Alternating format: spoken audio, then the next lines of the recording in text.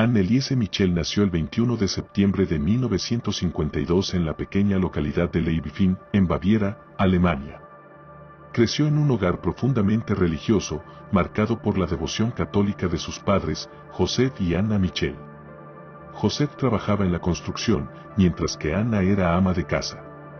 La familia Michel era conocida en su comunidad por su fe inquebrantable, un aspecto que influiría de manera decisiva en la vida de Anne-Elise. Desde niña, Anne-Elise mostró una sensibilidad espiritual notable, asistiendo a misa regularmente y mostrando un fervor religioso que la diferenciaba de sus compañeras. Sin embargo, a los 16 años, su vida cambió de manera drástica. En 1968, Anne-Elise sufrió su primera convulsión durante un día escolar, perdiendo el conocimiento brevemente. Posteriormente, fue diagnosticada con epilepsia del lóbulo temporal, una condición neurológica que no solo provoca convulsiones, sino que también puede llevar a trastornos del comportamiento, alucinaciones y episodios psicóticos. Los médicos comenzaron a tratarla con medicamentos anticonvulsivos, como Dilantin y Tegretol, pero estos no lograron controlar sus crisis. A medida que su condición empeoraba, Anne-Elise empezó a experimentar alucinaciones visuales y auditivas aterradoras. Afirmaba ver rostros demoníacos que la perseguían y escuchar voces que le decían que estaba condenada y que se pudriría en el infierno. Estas experiencias la sumieron en una profunda angustia y desesperación. Con el paso del tiempo, los síntomas de Anne-Elise se volvieron más alarmantes y difíciles de explicar mediante la medicina convencional. Empezó a mostrar una aversión extrema a los objetos religiosos, como crucifijos y agua bendita, los cuales no podía soportar ni siquiera ver o tocar. Esto, sumado a su creciente comportamiento errático y violento, llevó a su familia a considerar que su condición podría ser algo más que una enfermedad física o mental. Anne-Elise se comportaba de manera cada vez más extraña, se autolesionaba mordiéndose a sí misma, rompía rosarios y rezaba compulsivamente durante horas. Su madre, Anna, observaba con desesperación cómo su hija parecía estar bajo el control de una fuerza maligna. La familia consultó a varios médicos y psiquiatras, pero ninguno pudo ofrecer una explicación o solución satisfactoria. A medida que Anne-Elise se sumía más en la desesperación, comenzó a hablar de suicidio, lo que intensificó la preocupación de su familia. En 1973, Anne-Elise comenzó a mostrar signos de lo que ella y su familia creían que era una posesión demoníaca.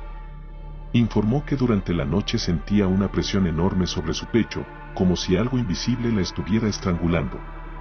Además, su comportamiento se tornó cada vez más errático, se negó a comer, afirmando que los demonios no se lo permitían, y comenzó a dormir en el suelo como una forma de penitencia.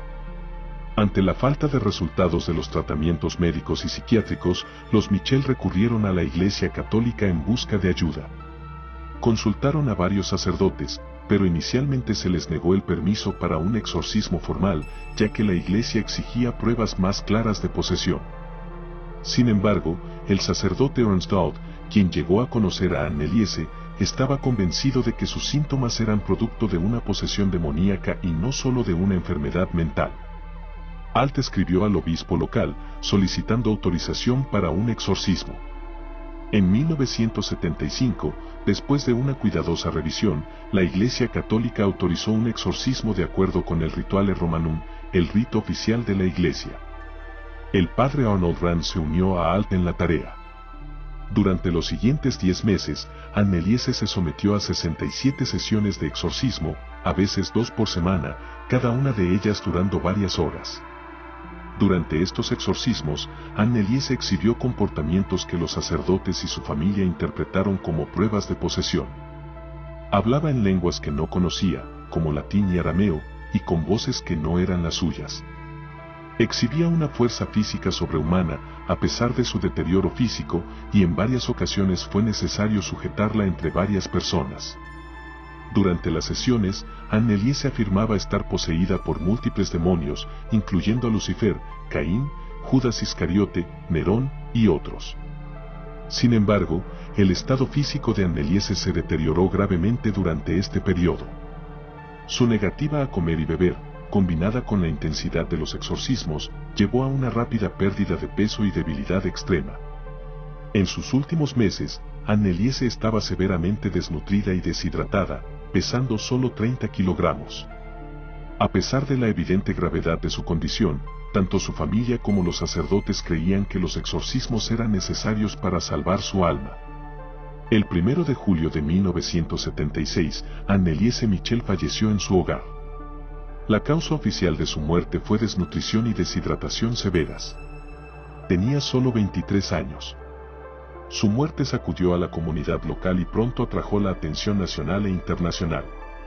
El caso de Anneliese Michel se convirtió en un escándalo cuando, en 1978, sus padres y los 2 sacerdotes que llevaron a cabo los exorcismos fueron acusados de homicidio negligente.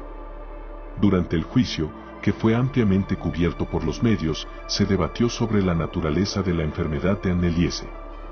Los fiscales argumentaron que había sido una víctima de negligencia, afirmando que si hubiera recibido atención médica adecuada, podría haber sobrevivido. La defensa, por otro lado, sostuvo que Anneliese estaba poseída y que los exorcismos eran su única esperanza de liberación. El juicio resultó en la condena de los padres y los sacerdotes por homicidio negligente, aunque las penas de prisión fueron suspendidas. La Iglesia Católica, aunque más tarde reconoció ciertos errores en la forma en que se manejó el caso, no se retractó oficialmente de su creencia en la posibilidad de posesión demoníaca. El caso de Anneliese Michel sigue siendo uno de los más controvertidos en la historia moderna y ha sido objeto de un intenso debate sobre la intersección entre la fe, la psiquiatría y la medicina. Su historia ha inspirado numerosas películas, documentales y libros, y sigue siendo un recordatorio de las complejas dinámicas entre la religión, la ciencia y la comprensión humana de lo inexplicable.